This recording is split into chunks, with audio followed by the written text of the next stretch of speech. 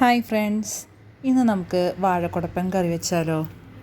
നിങ്ങളുടെ നാട്ടിലൊക്കെ ഇതിന് എന്താ പറയുക? വാഴച്ചുണ്ട്, പിന്നെ വേറെ എന്തെങ്കിലും പേരുകളൊക്കെ ഉണ്ടോ? ചില സ്ഥലങ്ങളിൽ വാഴക്കൂമ്പെന്ന് പറയും. ഞങ്ങളിതിനിവിടെ കൊപ്ര എന്നൊക്കെ പറയാറുണ്ട് കേട്ടോ. ഇത് പാളയംകുടൻ്റെ കുടപ്പനാണ് കേട്ടോ.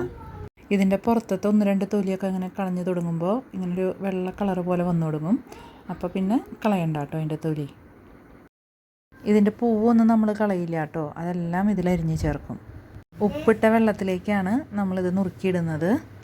നല്ല പോലെ ഇങ്ങനെ കൊത്തി കൊത്തി ചെറുതാക്കി അരിഞ്ഞിടാം. ഇതിങ്ങനെ നന്നായിട്ട് കൊത്തി അരിഞ്ഞതിന് ശേഷം ഉപ്പ് വെള്ളത്തിൽ കുറച്ച് നേരം ഇട്ട് വയ്ക്കാം. അപ്പോൾ ഇതിൻ്റെ കറയൊക്കെ പോയി കിട്ടും കേട്ടോ. ഇതിൻ്റെ നടുക്ക് വരുന്നൊരു കട്ടിയുള്ളൊരു ഭാഗമുണ്ട്, അത് ഞാനിവിടെ എടുക്കാറില്ല, അത് കളയാണ് ചെയ്യുക. നമ്മൾ ഈ കാബേജൊക്കെ നുറുക്കുമ്പോൾ കണ്ടിട്ടില്ലേ നടുവിലൊരു ഭാഗം വരുന്നത്, അതുപോലത്തെയാണ്. ഈ സാധനം എടുക്കാറില്ല.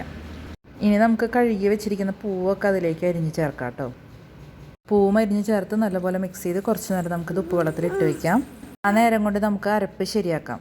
അതിനായിട്ട് കുറച്ച് തേങ്ങ, അതിലേക്ക് 2 വെളുത്തുള്ളി, കുറച്ച് ചുവന്നുള്ളി, പച്ചമുളക്, മഞ്ഞൾപ്പൊടി, മുളക് പൊടി, വേപ്പില, കുറച്ച് ജീരകം എന്നിവ ചേർത്തിട്ട് നമുക്ക് ജസ്റ്റ് ഒന്ന് ക്രഷ് ചെയ്തെടുക്കാം കേട്ടോ മിക്സിയിൽ.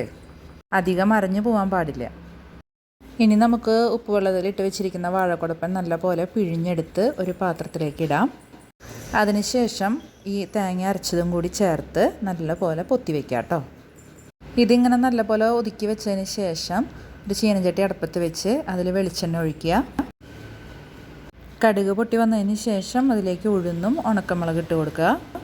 അതിനുശേഷം കുടപ്പനും തേങ്ങയും കൂടി മിക്സ് ചെയ്ത് വെച്ചിരിക്കുന്നത് ഇതിലേക്ക് ചേർത്ത് കൊടുക്കുക. അത് ചേർത്ത് നല്ലപോലെ ഇളക്കി യോജിപ്പിക്കുക. നന്നായി യോജിപ്പിച്ച ശേഷം ഫ്ലെയിം നന്നായി കുറച്ചിട്ട് വേവാനായിട്ട് വയ്ക്കാം.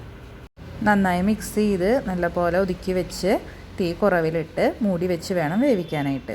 ഞാൻ ഉപ്പ് ചേർക്കാൻ വിട്ടുപോയിട്ടുണ്ടായിരുന്നു, അപ്പം നമുക്ക് ഉപ്പും കൂടി ചേർത്തതിന് ശേഷം നല്ലപോലെ ഒതുക്കി വേവാനായിട്ട് വെക്കാം കേട്ടോ. ഇടയ്ക്കൊന്ന് തുറന്ന് ഇളക്കി കൊടുക്കണം, അടിക്ക് പിടിക്കുന്നുണ്ടോ എന്നൊന്ന് പ്രത്യേകം ശ്രദ്ധിക്കണം കേട്ടോ.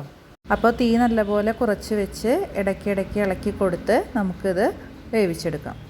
ഞാനിത് ഇടയ്ക്കിടയ്ക്ക് മൂടി വെച്ചും ഇളക്കി കൊടുത്തും വേവിച്ചെടുത്തിട്ടുണ്ട്. നമുക്ക് ഉച്ചയ്ക്ക് ചോറിൻ്റെ കൂടെയൊക്കെ ഈ കുടപ്പൻ ഉപ്പേരി വെച്ചതും അതിൻ്റെ കൂടെ ഒരു ഉണക്കമീൻ വറുത്തതും കൂടി ഉണ്ടെങ്കിൽ വേറെ ഒന്നും ആവശ്യമില്ല, വയറ് നിറയെ നമുക്ക് ചോറുണ്ണാം. അത് മാത്രമല്ല വളരെ ഹെൽത്തി ആയിട്ടുള്ളൊരു ഫുഡാണിത്. അപ്പം നമ്മുടെ വാഴക്കുടപ്പൻ ഉപ്പേരി റെഡി ആയിട്ടുണ്ട്. ഇതെല്ലാവരും ട്രൈ ചെയ്ത് നോക്കണം കേട്ടോ. നല്ല ഹെൽത്തി ഫുഡാണ്. അപ്പോൾ എല്ലാവരും ട്രൈ ചെയ്ത് നോക്കിയിട്ട് അഭിപ്രായം പറയണം. ചാനൽ സബ്സ്ക്രൈബ് ചെയ്യാത്തവരാണെങ്കിൽ നിങ്ങൾ സബ്സ്ക്രൈബ് ചെയ്യാൻ മറക്കരുതേ. അപ്പോൾ മറ്റൊരു വീഡിയോയുമായിട്ട് വീണ്ടും കാണുന്നതുവരെ എല്ലാവരും സുഖമായിട്ടിരിക്കട്ടെ. Bye bye.